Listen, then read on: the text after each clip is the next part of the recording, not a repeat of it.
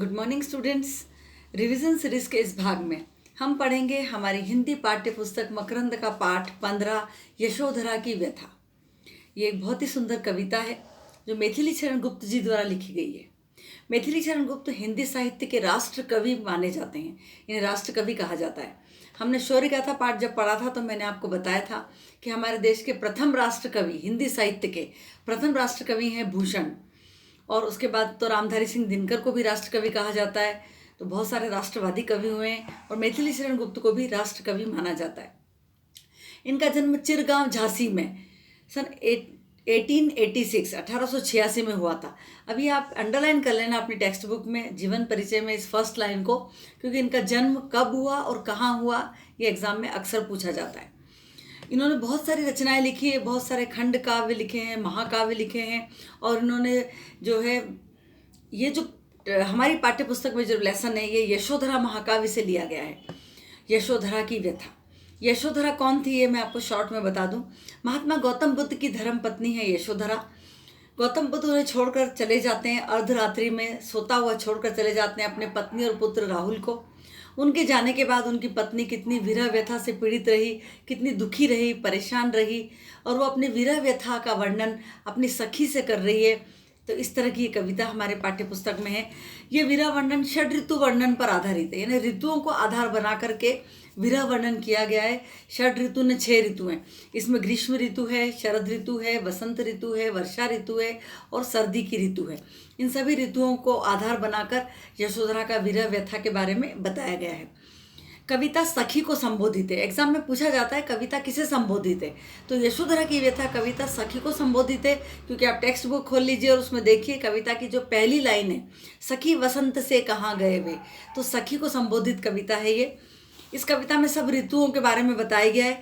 जैसे ग्रीष्म ऋतु है तो ग्रीष्म ऋतु की जो तपन है वो यशोधरा का विरह जनित ताप और सिद्धार्थ की तप साधना का ताप मिलकर ही ग्रीष्म ऋतु बन गई है।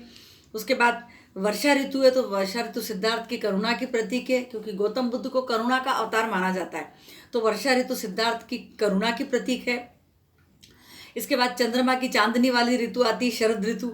शरद ऋतु में जो चंद्रमा की चांदनी फैली हुई है वो इस बात की सूचक है कि जो सिद्धार्थ है वो अपनी तपस्या के क्षेत्र में आगे बढ़ते जा रहे हैं।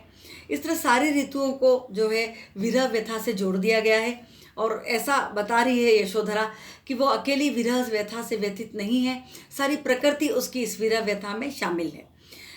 कविता में मानवीकरण अलंकार का सौंदर्य बिखरा हुआ है। सखी वसंत से कहाँ गए, जो पहला पद है उसमें ग्रीष्म ऋतु का वर्णन है। वो अपने सखी से कह रही है कि जैसे वसंत ऋतु जाने के बाद ग्रीष्म ऋतु आती है, तो अपने स्वामी के लिए कह रही है कि वो वसंत ऋतु के समान वो चले गए हैं और मैं ग्रीष्म ऋतु से यहाँ रह गई हूँ। और मेरे जो मोहन हैं, मेरे जो पति हैं, वो वन में तपस्या कर रहे हैं, वो तप कर रहे हैं, और मुझे तो कभी विभूति रमाने यानी कुछ भस्म लगाने का भी सौभाग्य अपने जीवन में नहीं मिला है। सूखा कंठ पसीना छूटा, गर्मी का मौसम है, कंठ सूखा जा रहा है, पसीना छूट रहा है, और उसे मृग तृष्णा की माया, उसको ऐसा आभास होता है, ऐसी कल्पना आती है कि उसके स्वामी आ रहे हैं, लौट के आ रहे हैं, ऐसी उसको छाया दिखाई देती है। और फिर अचानक उसकी आंखों के सामने अंधेरा छा जाता है, झुलसी दृष्टि, अंधेरा दिखा, टूट गई वह छाया, और वो छाया अदृश्य हो जाती है ना। उसको ऐसा आभास होता है कि मेरे स्वामी लौट कर आ रहे हैं, लेकिन वो सिर्फ एक आभास था, वास्तव में स्वामी लौट कर नहीं आते।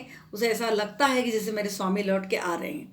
फिर वो कह रही है मेरा ताप, यानी मेरा विरह व्यथा वाला ताप और मेरे स्वामी की तपस्या का ताप, दोनों मिलकर ये ग्रीष्म ऋतु बन गई है। और ये सारी पृथ्वी जलती है, ये जठर मही, मही यानी पृथ्वी, और जठर यानी गर्मी, ये गर्मी से पूरी पृथ्वी जल रही है। मैं अकेली इस विरह व्यथा को सहन नहीं कर रही हूँ, मेरी विरह व्यथा में सारी प्रकृति शामिल है। फिर अगला जो पद है, जागी किसकी वाष्प राशि जो सूने में सोती थी, इसमें वर्षा ऋतु का वर्णन है। इसमें कवि का कहना है कि यशोधरा कहती है कि जो वर्षा हो रही है बाहर, ये वर्षा नहीं है, उसके हृदय के आंसू हैं जो बारिश के रूप में बरस रहे हैं। और ये वर्षा क्या है, ये सिद्धार्थ की करुणा है जो बारिश के रूप में, वर्षा के रूप में सृष्टि में बरस रही है।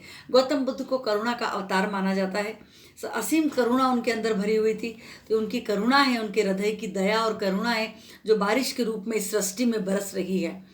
और किसके भरे हृदय की धारा शतदा होकर आज बही, भरा हृदय यानी दुखी हृदय। यशोधरा का स्वयं का हृदय बहुत दुखी था, तो उसके दुखी हृदय से जो धाराएं बह रही है वही वर्षा के रूप में दिखाई दे रही है।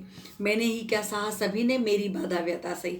मैं अकेली इस विरह को सहन नहीं कर रही हूँ, सारी प्रकृति मेरी इस विरह व्यथा में शामिल है। उसके बाद तीसरा पद है, उसकी शांति कांति की ज्योत्सना जगती है। इसमें शरद ऋतु का वर्णन है।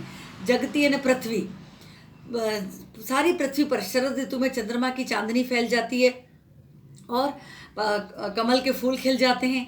ओस गिरती है इस मौसम में, ओस की बूंद पत्तों पत्तों पर दिखाई देती है। तो वो कह रही है कि सारी सृष्टि में चंद्रमा की चांदनी फैली हुई है, शरद ताप फैला हुआ है और ऐसा लग रहा है इसे देखकर कि मेरे स्वामी अपनी तपस्या में विकास कर रहे हैं, आगे बढ़ते जा रहे हैं। नाच उठी आशा प्रति दल दल यानी पत्ते, पत्तों पत्तों पर जो ओस की बूंदें दिखाई दे रही है वो मेरे हृदय की आशा है, जो ओस की बूंदों के रूप में पत्तों पत्तों पर नृत्य कर रही है। खुला सलील का हृदय कमल, और सरोवर में कमल खिले हुए हैं तो ऐसा लग रहा है सरोवर का ही हृदय खिल गया है। इन्हें प्रकृति बहुत सुंदर दिखाई दे रही है। चंद्रमा की चांदनी है, ओस की बूंदें हैं, कमल खिले हुए हैं, हंस कलकल की ध्वनि करते हुए तैर रहे हैं। सब कुछ बहुत अच्छा है प्रकृति में शरद ऋतु में। पर मेरे मध्याह्न बता क्या, पर मेरे जीवन में तो अभी मध्याह्न बना हुआ है। मेरे तो जीवन में मूर्छा बनी हुई है, इन्हें उदासी और निराशा बनी हुई है। मैंने ही क्या सहा सभी ने, मेरी बाधा व्यथा से, और मैं अकेली इस विरह को सहन नहीं कर रही हूँ, सारी प्रकृति मेरे साथ इस विरह व्यथा में शामिल है। फिर अगला पद है, हेमपुंज हेमंत काल के इस आतप पर वारू। ये सर्दी शीत ऋतु का वर्णन है इसमें। हेमपुंज, हेमपुंज ने सोने का ढेर, आतप यानी धूप। सर्दियों की जो धूप होती है वो बहुत प्यारी लगती है, सुहावनी लगती है, बहुत अच्छी लगती है। उस धूप पर सोने का ढेर भी निछावर है। प्रिय स्पर्श की पुलकावली, आज उसको अपने प्रिय का स्पर्श बहुत ज़्यादा स्मरण हो रहा है, बहुत ज़्यादा याद आ रहा है। और सर्दियों के मौसम में उसकी सांसें भी ठंडी हो गई है और वो कह रही है कि मैं कहाँ तक धैर्य धारण करूँ, कहाँ तक धीरज रखूँ। मन मारूँ तन मारूँ क्या जीवन बिहारूँ। मैं अपने मन को मार रही हूँ, विरह व्यथा में मेरा तन भी गला जा रहा है, क्या मैं इस जीवन से भी हार मान लूँ। मेरी बाहें गही स्वामी ने मेरी बाहों गही थी, यानी मेरा हाथ पकड़ा था, मुझसे विवाह किया था या मेरा वरण किया था, और मैंने उनकी छा गई और मैंने उनके साथ अपना जीवन बिताना स्वीकार किया था। फिर भी मुझे ये विरह सहन करना पड़ रहा है और मैं अकेली ये विरह सहन नहीं कर रही हूँ, सारी प्रकृति मेरी इस विरह व्यथा में शामिल है। उसके बाद अगला पद है, पतझड़ ऋतु है इसमें।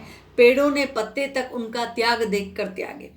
पतझड़ ऋतु में जब पेड़ों से पत्ते गिर जाते हैं तो यशोधरा का कहना है कि मेरे स्वामी को त्याग को देखकर, स्वामी ने राजमहल त्याग दिया, पत्नी को त्याग दिया, पुत्र को त्याग दिया, राज सिंहासन त्याग दिया, तो स्वामी के इतने बड़े त्याग को देखकर पेड़ों ने अपने पत्ते त्याग दिए हैं। मेरा धुंधलापन कोहरा बन छाया सबके आगे। और इस ऋतु में सुबह सुबह कोहरा छाता है पतझड़ ऋतु में, तो वो कह रही है कोहरा नहीं है, ये मेरे हृदय की निराशा है। धुंधलापन यानी मेरे हृदय की निराशा है जो कोहरे के रूप में सारे संसार में दिखाई दे रही है। उसका हृदय निराश और उदास है, स्वामी चले गए इसलिए। उनके तप के अग्निकुंड से घर घर में ही जाके, और घर घर में जो अग्निकुंड जल रहे हैं, जो चूल्हा या अंगीठी जलाई जाती है घर घर में, वो सब लोगों का शीत जनित कंपन दूर कर देती। ठंड से लोग ठिठुरते हैं तो आग लगा लेते हैं, आग जलाकर बैठ जाते हैं, अंगीठी के आसपास बैठ जाते हैं, लोग अपना कंपन दूर कर लेते हैं।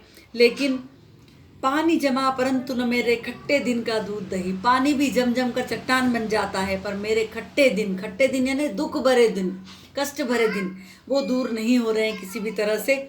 मैंने ही क्या सहा सभी ने, मेरी बाधा व्यथा सही। मैं अकेली इस विरह को सहन नहीं कर रही हूँ, मेरे साथ सारी प्रकृति इस विरह व्यथा में शामिल है। अब अंतिम पद है, आशा से आकाश थमा है श्वास तंतु कब टूटे। जो है यशोधरा आशा का दामन थामे हुए हैं। वो कह रही है आशा की दीवार पर ही आसमान टिका हुआ है। आसमान काय पे टिका है? आशा और उम्मीद पर टिका हुआ है, ऐसा कहते हैं। तो आशा पर आसमान टिका है, तो आशा का दामन थामे हुए, वो आशावादी स्वर है। श्वास तंतु कभी भी टूट सकते हैं, जीवन का सूत्र, सांसों की डोर कभी भी टूट सकती है। दिन मुख दमके पल्लव चमके, आसमान में सूर्य चमक रहा है, पत्ते चमक रहे हैं। भवने नवरस लुटे, भव ने संसार, संसार में समस्त सुख दिखाई दे रहे हैं। स्वामी के सद्भाव फैलकर फूल फूल में फूटे, और जो फूल खिल रहे हैं, कलियां खिली हुई है, पत्ते चमक रहे हैं, ये सब मेरे स्वामी के सद्भाव हैं। मेरे स्वामी के हृदय की अच्छी भावनाएं हैं जो इन सब चीज़ों में, संसार की चीज़ों में दिखाई दे रही है। उन्हें खोजने को मानो नूतन निर्जन छूटे। और ये जो झरने बह रहे हैं ये मेरे स्वामी को खोजने के लिए जा रहे हैं कि स्वामी कहाँ तपस्या कर रहे हैं। उनके श्रम के फल सब भोगे यशोधरा की विनय यही। यशोधरा ये प्रार्थना करती है कि मेरे स्वामी की तपस्या का फल समस्त संसार को प्राप्त हो। कितनी सुंदर प्रार्थना कर रही है वो। अंतिम पद में वो आशा का दामन थामे हुए है और वो प्रार्थना करती है कि मेरे स्वामी की तपस्या का फल सभी को प्राप्त हो। एंड मैंने ही क्या सहा, सभी ने मेरी बाधा व्यथा सही। और मैं अकेली इस विरह व्यथा को सहन नहीं कर रही हूँ, मेरे साथ सारी प्रकृति इस विरह व्यथा में शामिल है। इस लेसन का केंद्रीय भाव आप ध्यान से पढ़ लें। यशोधरा ने वसंत किसे कहा है, तो अपने पति सिद्धार्थ को कहा है। धरती किसके ताप से जल रही है, धरती यशोधरा की तप विरह वेदना और सिद्धार्थ की तप साधना के ताप से जल रही है। गौतम बुद्ध के त्याग का वृक्षों पर क्या प्रभाव पड़ा, तो वृक्षों ने भी अपने पत्ते त्याग दिए। यशोधरा की क्या विनय है, यशोधरा की विनय है कि मेरे स्वामी की तपस्या का फल सभी को प्राप्त हो।